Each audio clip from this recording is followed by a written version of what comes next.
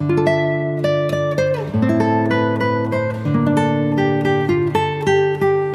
Guys, welcome back to my channel. So guys, आज मैं आपके लिए लेके आया हूँ स्टार क्रॉस लवर के एपिसोड 7 के एक्सप्लेनेशन। अगर आपने इससे पहले के एपिसोड नहीं देखे तो आप उन्हें हमारे चैनल पे जाके देख सकते हो। साथ ही में मैं उन वीडियो के लिंक नीचे डिस्क्रिप्शन में भी दे दूंगा, तो आप उन्हें भी चेकआउट कर सकते हैं। और मैं आपको रैंडम सीन हटाकर मेन स्टोरी के हिसाब से एक्सप्लेन करूंगा। तो एपिसोड 7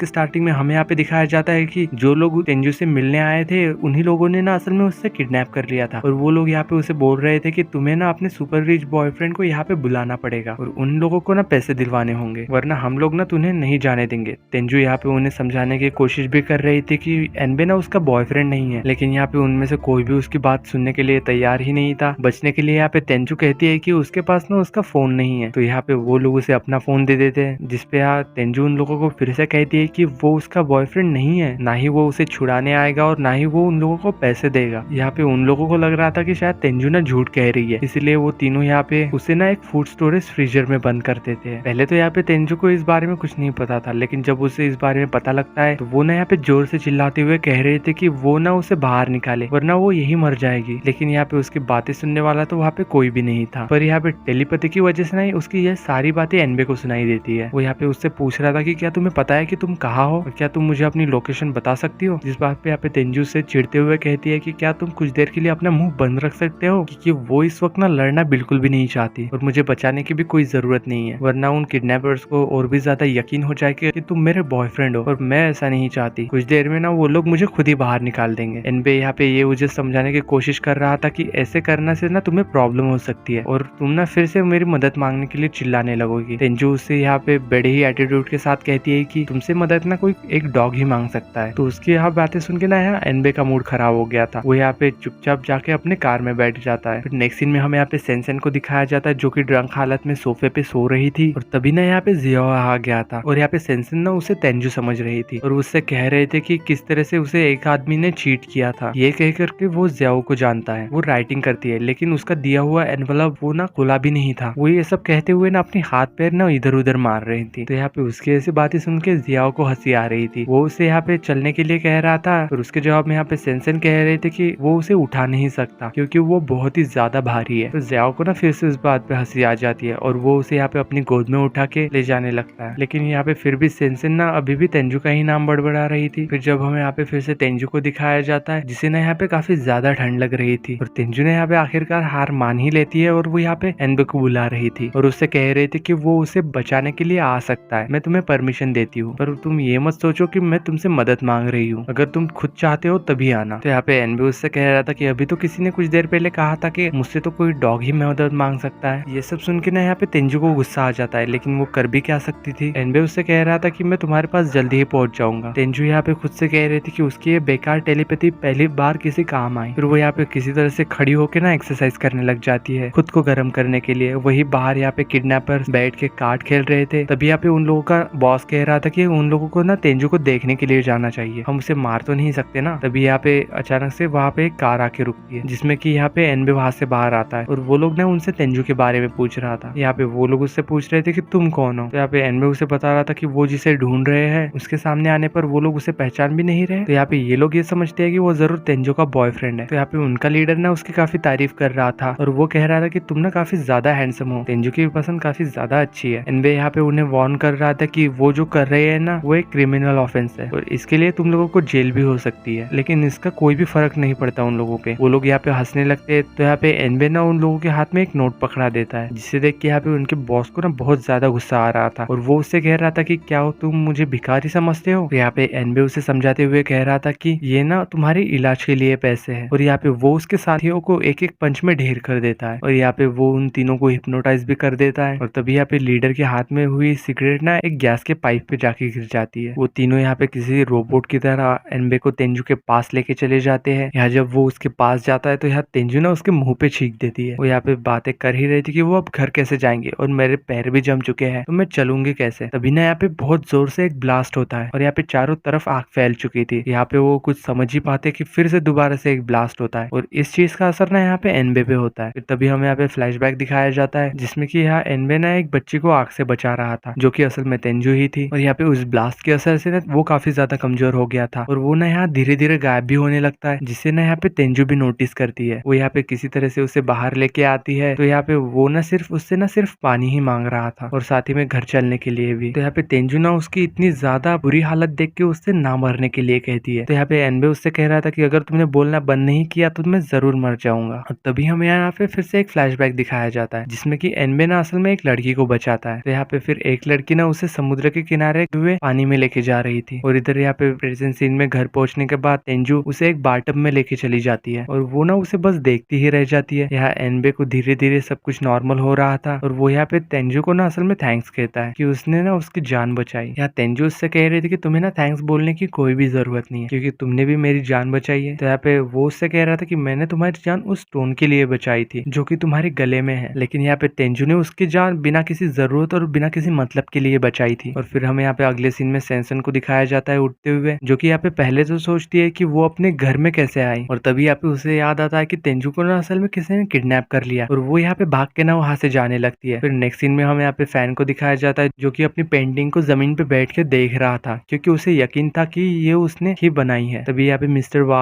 आ जाते हैं और वो कह रहा था कि किसी फेरी ने उसे बनाया है। तो ये बात सुन के ना वो काफी ज्यादा इरिटेट हो रहे थे और साथ ही में वो यहाँ पे उसे पागल भी समझने लग गए थे। फिर नेक्स्ट सीन में हमें यहाँ पे एनबे को गार्डन में दिखाया जाता है, जो कि यहाँ ब्रेकफास्ट तैयार कर रहा था और वो उसे ना परफेक्ट करने की कोशिश कर रहा था। वही इधर तेंजू भी अंदर किचन में ब्रेकफास्ट बना रही थी कि तभी यहाँ पे सबकॉन्शियस माइंड में ना अच्छी और बुरी तेंजू वहां से बाहर आ जाती है और वो यहाँ पे लड़ रही थी कि वो एनबे के लिए ब्रेकफास्ट बनाकर सही कर रही है या फिर गलत। बाद में जब वो वहां से बाहर जाती है तो वो देखती है कि यहाँ पे एनबे ना सब कुछ सही तरीके से रख रहा था। एनबे जब यहाँ पे उसे बुलाता है तो यहाँ पे वो उसे बड़े ही प्यार से चेयर पे बिठा के कहता है कि ये सब ना तुम्हारे लिए ही है, क्योंकि तुमने ना मेरी जान बचाई थी। लेकिन तेंजू को अभी भी यकीन नहीं हो रहा था कि उसने ये सब किया है और वो सोच रही थी कि एनबे ना उसके खाने में ड्रग्स मिलाया हो गया। लेकिन यहाँ पे वो ये भूल गई थी कि एनबे ना असल में उसकी मन की बात को सुन सकता है और वो उससे कह रहा था कि ऐसा कुछ भी नहीं है। वो यहाँ पे सोच रहा था कि उसने ना तेंजू के साथ बहुत ही ज्यादा गलत किया और अब मैं ना तुम्हें जाने दूंगा। तो ये बात सुन के ना असल में यहाँ पे तेंजू शॉक हो गई थी और इसी सीन के साथ यहाँ पे एपिसोड की एंडिंग होती है।